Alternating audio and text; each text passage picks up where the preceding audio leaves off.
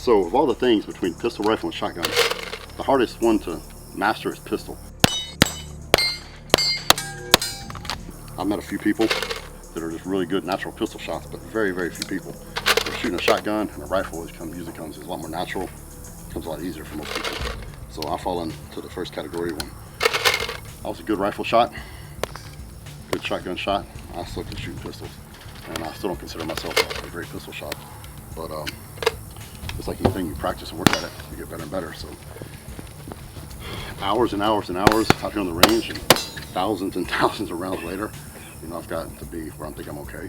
I've shot with some guys out here that are really good, and you know, just when you think you start getting good at something, then you shoot with somebody who is, and you realize you're as good as you thought you were.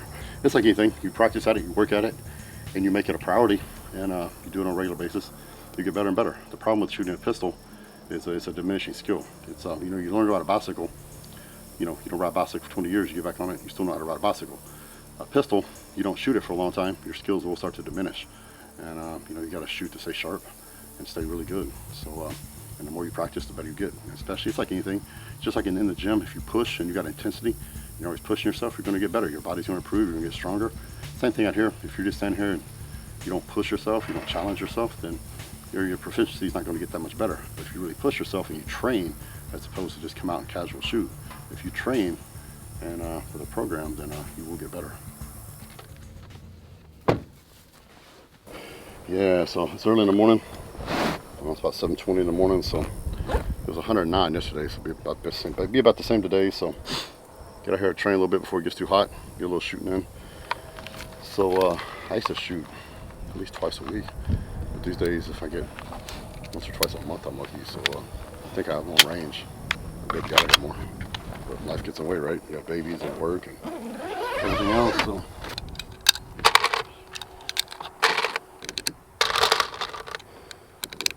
SIG X5 P320, so I've got the Leopold Delta Point red sight on it. Standard mag holds, I believe, 15 to 17, so these are extended mags, so you get quite a few more in there. So the problem is with these, that's the regular mag, and then here's the extended mag for the comparison. So for out here on the range, target shooting, running, stuff like that, this is cool. So if you're trying to carry it, you probably won't want this because it's too long.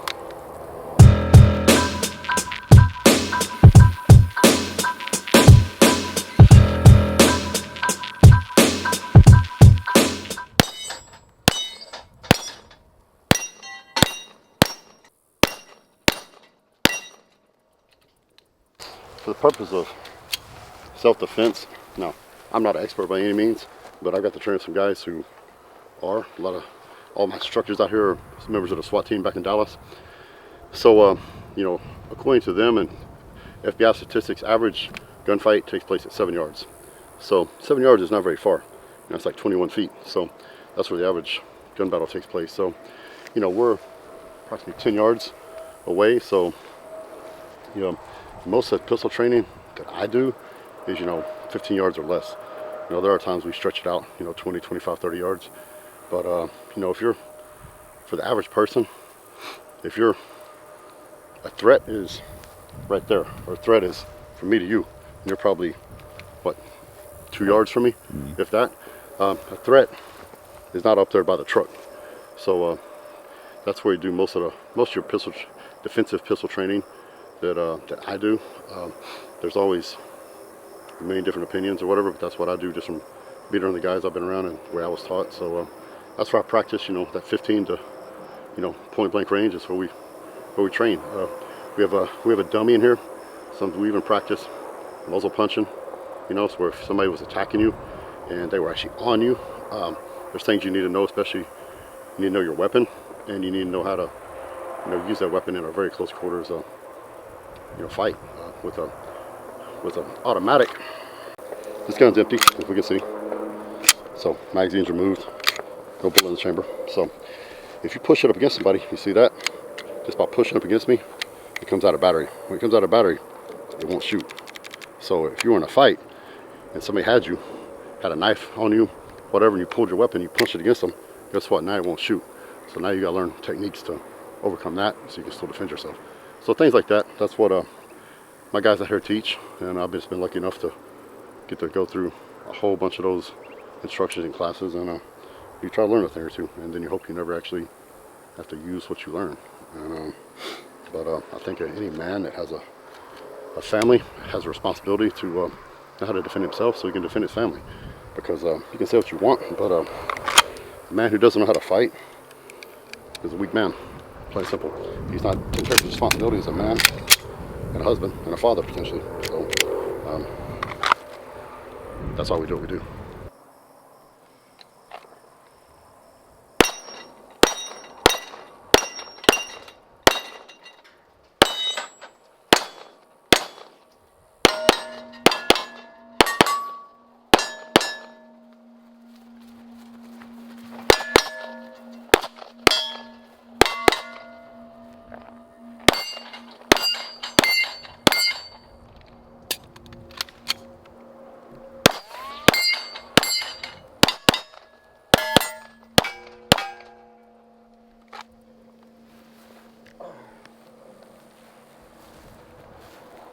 Damn, look at that shit. Yeah. Need to wear some pants. I got hit too. Yeah? But mine didn't bleed. Shooting, safety is paramount. That's why we always wear eye protection, ear protection, and it's always good to stay covered too. 99% of the time I have a long sleeve shirt on. I always wear pants and boots out here for every reason. When you're shooting steel, there is a chance a bullet fragment will come back and hit you. I just got hit in the chest with a bullet fragment. It didn't make me bleed. But our cameraman Nick here got hit with a little bullet fragment. It scratched him. Nothing serious, but if that would hit you in the eye and you didn't have glasses on, that's a bad day. So always, above all else, safety comes first. The problem with these high capacity magazines, the more bullets you got, the more you shoot, and the quicker you eat up your bullets. So, they ain't as cheap as they used to be. The best contract I've ever had, was Freedom Munitions. I had an ammunition contract, and I got a shit ton of rounds every month to go shoot. It was like Christmas every day. It was awesome.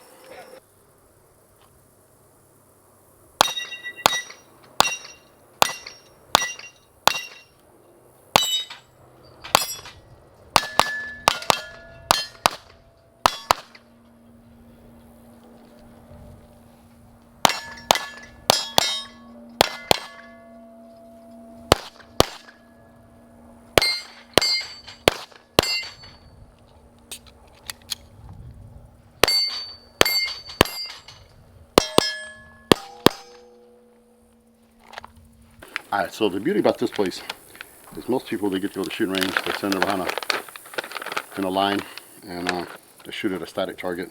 Target doesn't move, they don't move, and if they're lucky, they're at a range where, these targets will move, they'll turn or something, but most people don't have that luxury. So in a real world situation, probably what you're shooting at isn't going to stand still, and hopefully if you're being shot at, you're not going to stand still either out in the open, because it's probably going to go good for you. So that's what this whole thing was designed for. We've got a berm. It's almost, 360 degrees, 270 degrees, whatever it is. And on the other side we have a shoot house. We have a vehicle here. So what we do is we teach people to move and shoot.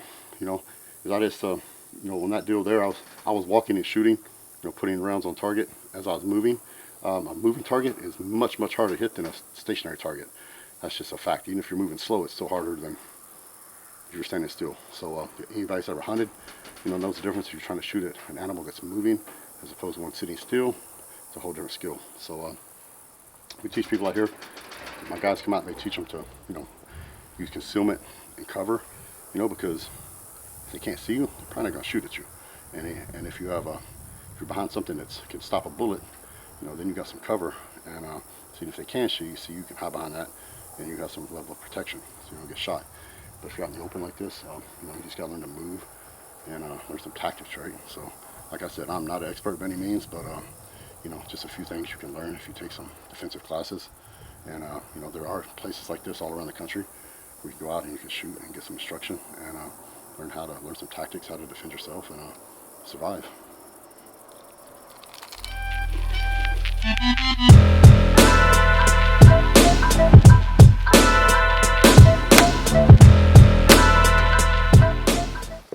So what we're doing here is we're going to do a little course around the vehicle. So old Blue here It's had seen some better days. It's had a few bullet holes in him, but he used to run, believe it or not. When he ran, he was cool because we could drive him around and shoot out of the vehicle. But I think he took a few too many bullets and finally succumbed to his injuries. But we still use him. So what we do is there's a few places of a vehicle that protects you. Number one is right here. You're down here. You've got that engine block, this axle, all this stuff to protect you. You get down here, it will protect you. It'll stop bullets, and it gives you some level of protection against gunfire. The other part of the vehicle is rear axle, same thing. You got to get down low though, and it will give you some protection if you can get down low enough. This truck bed gives you virtually no protection whatsoever against a bullet. I can take this 9mm, I can shoot this door, it'll go through this entire truck, come out the other door, and still going to hit its target. So if you think you're in your car and you think you're safe, you're not. As you can see, this window's been busted out a bunch of times, so I have a whole stack of windshields about the Connex box.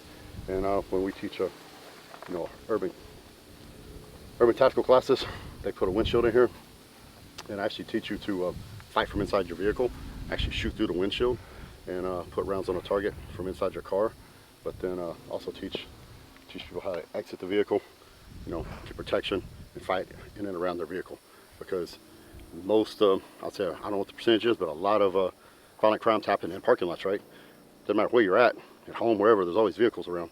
So being able to use this is in your advantage for some level of protection and how to fight around it is a plus. Always being aware of your surroundings, who's around you, where you're at, and like they call it situational awareness, and that's just being aware of where you're at, what's around you, what's going on around you, and always paying attention, because bad shit happens like that.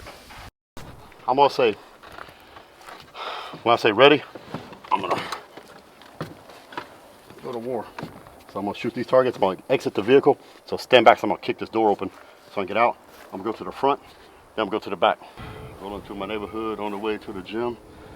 Damn, get attacked. What are you gonna do? Bust out.